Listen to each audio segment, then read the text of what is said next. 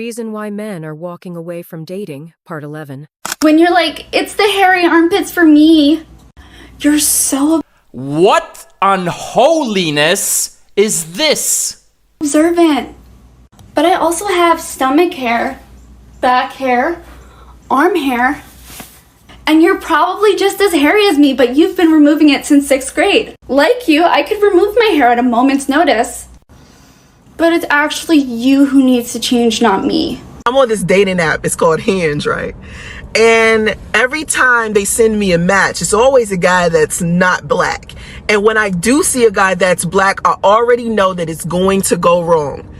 I can reassure you that it's going to go wrong early, right? I just already know that it is. So yesterday, me and this guy was talking, and he asked me, he was black, he asked me for my phone number or my Instagram. And I said, if I give you my Instagram and you see what's on my Instagram, you're probably gonna run. My Instagram isn't hideous or anything, but because I'm an entrepreneur and I'm like very goal oriented and motivated, that scares a lot of men off. We are not afraid of you.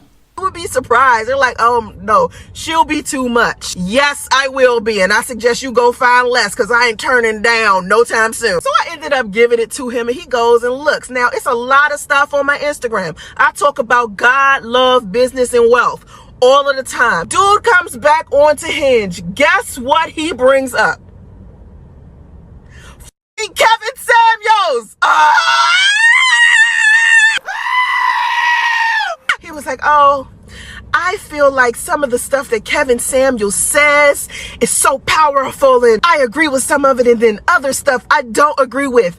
Let me tell you, this conversation went left quick, though, because I specifically said I am not a Kevin Samuels fan. Out of all of the stuff on my feed, why would you pick that one post if you trying to date me? Let me reassure you fellas, Kevin Samuels makes you look raggedy as hell.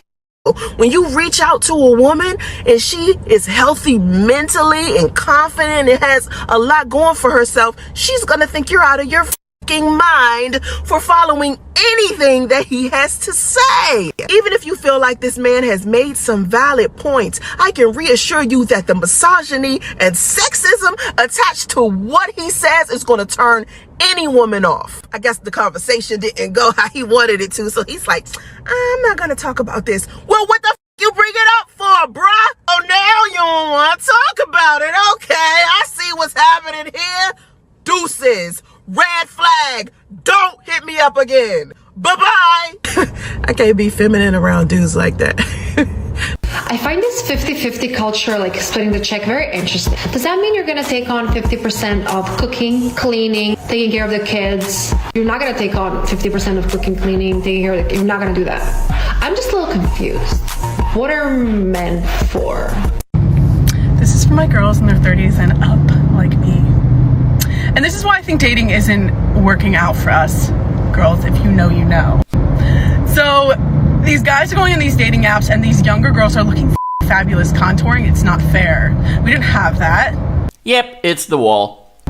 You're looking ratchet and we looked young, but these girls look old as hell. So they're going out plowing all of these little chickadees. Well, we get screwed, because here's the deal. They don't need to be respected. They don't need to be taken on fancy dinners. They can just go out and pick and choose all these beautiful little girls walking around with their fat asses.